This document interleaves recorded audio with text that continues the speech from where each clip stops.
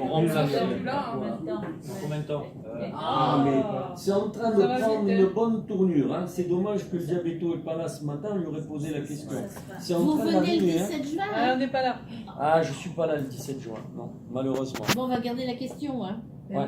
Gérald, t'as entendu? Parce que alors moi, là où il y a des courants d'air de temps en temps. Non, c'est vrai qu'il y a des trucs. Non, on regrette Parce que d'ailleurs, ça, là, parce ce que- que vous avez. Comment?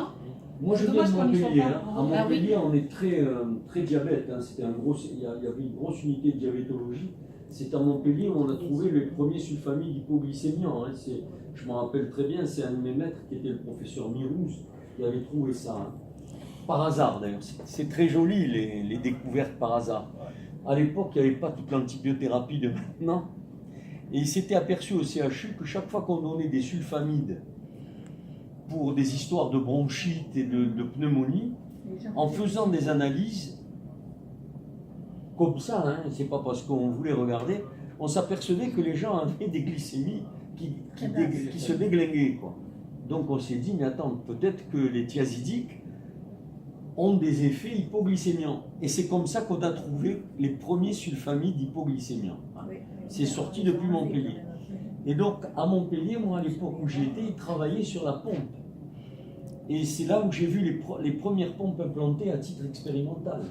Il fallait ouvrir pour mettre le cathéter. Ce n'était pas simplement l'aiguille qu'on mettait piquée à travers la peau. Alors, regardez les progrès. On est parti de cette pompe, qui avait à peu près cette taille. Hein. On est parti de cette pompe avec le cathéter intrapéritonéal. Puis ensuite, la pompe a commencé à réduire de taille et c'était plus qu'une aiguille. Vous êtes d'accord? Maintenant, ça, on en est passé à la pompe autocollante automatique. Vous avez envie... Et tout ça en combien de temps?